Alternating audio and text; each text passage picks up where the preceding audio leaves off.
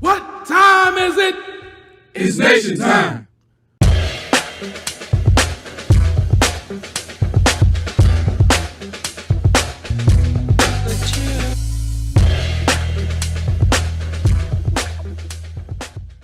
Greetings, Bishop. It's great to be here with you today. How you doing? I'm good. Great to be with you. Thank you. And as I reflected on the presentation, faith versus fear, it also reminded me, and I think there's a close relationship between faith and love. So, but what glared out to me, and it's so much in the presentation, was the reference to the faith of the ancestors and how these people sustain their faith even though what they were committed to, I'm paraphrasing, may not have come to fruition in their lifetime, but they continued to sustain the faith. And it made me think about the years I've been involved in the work that we do. Some of us call it the struggle. How when you're young, maybe 20, you think this work is going to be done in your lifetime. And I found the only thing that can sustain one, at least for me, is faith that the work and the goals are bigger than a lifetime and that we're part of a much larger flow of people that are continuously engaging this work. Yeah, it's like we talk about the great cloud of witnesses. I mean, it takes a great cloud of witnesses, generation to generation, to accomplish anything of real significance. And what God is trying to accomplish in the world cannot be confined to a human lifetime. It's a process that requires successive generations uh, working toward that same goal. And so the whole idea, the faith of the ancestors, that they died and they did not receive what God had promised, but they saw it in a far off distance and they were glad. So they didn't feel robbed or cheated in any way. They felt that they could see what they were doing today was going to lead to a better tomorrow. So they were committed to something much bigger, Yeah, bigger than themselves. bigger than themselves or a lifetime. And I think as I've gotten more gray hair on my chin and less hair on my head, uh, it has occurred to me when you think in the context of time, how short a lifetime really is. And I think when juxtaposing that against the decades and even centuries that we've been engaged in this struggle, for one to have that type of faith is important so that we can maybe make a dent in this what it is we're trying to change. Well, at least with faith, we can do our part because it's, in a lifetime, you can actually move backward. Uh, you can move backward away from your goal. Circumstances and your present reality can not be a step forward, it could be a step backward. But that does not mean that has ended the progression toward what you're trying to achieve. So a lifetime is not a good measuring stick of whether or not we are making progress toward our ultimate goal. It All we can do in a lifetime is have faith and do what is right. Like in Kemet, they believe that you do what is right because it's right, not because of reward you're gonna get or because of the consequences involved. You do what's right because it's right, because your life is God acting in the world through you. Another thought I have, and I kind of reflected on experiences I've had in the church, in the nation. When we're faced with challenges, pushback, or difficulties, I think oftentimes half of the battle is won by us garnering the faith to take on what it is we're faced with. And I just think about MOR, which many times everything was organized and planned, but oftentimes we would show up at places and there would be challenges Yeah. we had not anticipated. And rather than respond to this challenge, turning inward and trying to figure out how do I overcome this? For me, that's an example of what you talked about in terms of and these are my words, choosing faith over fear. Yeah, that's what faith enables you to do. It enables you to persevere through difficulty and doubt. Um, and that's why I use the metaphor of storms. The storms of life, they are inevitable. And I mean, you're not going to have all life is ultimately problem solving. So the very nature of life is dealing with setbacks and issues and obstacles. So the storms of life are inevitable. It's how you deal with them. And when what our faith does, it enables us to sustain our efforts, our vision through the storm, and not let the storm become uh, an obstacle that stops our progress. We I can't. A think, lot of times we can't even see today how we're going to get out of a situation, but we can believe that we're going to get out of it. We going to figure it out. Like you mentioned in MORs, like master all situations. And that's the attitude that we should always have, that we were created to be masters of the earth, and so master all situations.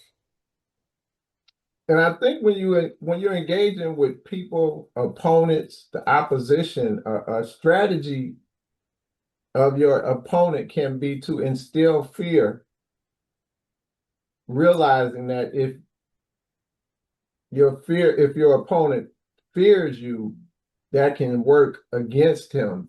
And I really think we've forgotten, going back to your reference of the storm, that the white supremacist storm has always been in effect. Hmm. I think we've become comfortable with the perceived advantages made by our ancestors and just comfortably feel like, well, okay, something like we got Barack Obama elected, so we've made it, not realizing that this is part of a bigger struggle. Yeah, yeah, yeah. It's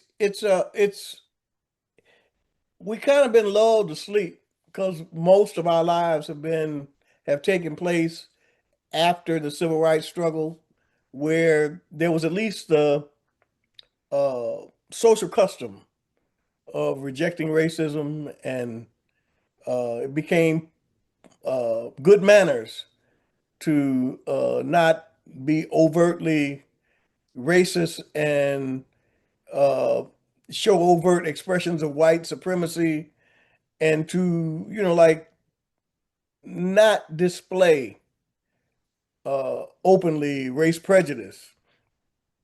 And so a lot of people think that that's the way it's always been, or that's the way the world is, and not understanding that white supremacy really didn't go away.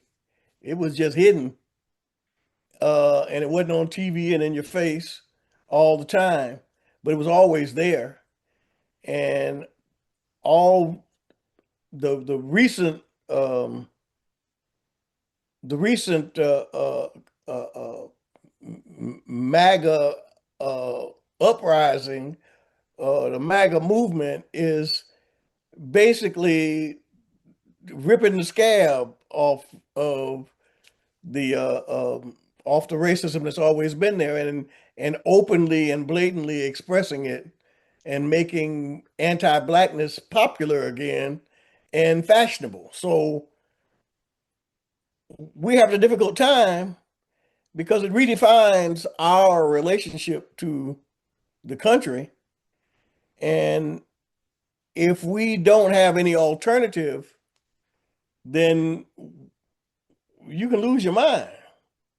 And that's what's beginning to happen. The anxiety of coming to grips with the fact that we are essentially being purged out of the managerial and professional ranks of the country, that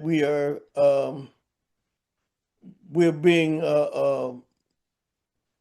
ethnically cleansed out of any positions of responsibility, um, on a federal level, on a corporate level, that that's difficult to accept when you've built your whole life actually hoping to attain a position in one of those positions. So if you don't have an alternative, like you don't really believe in self-determination, you lost the sauce. It's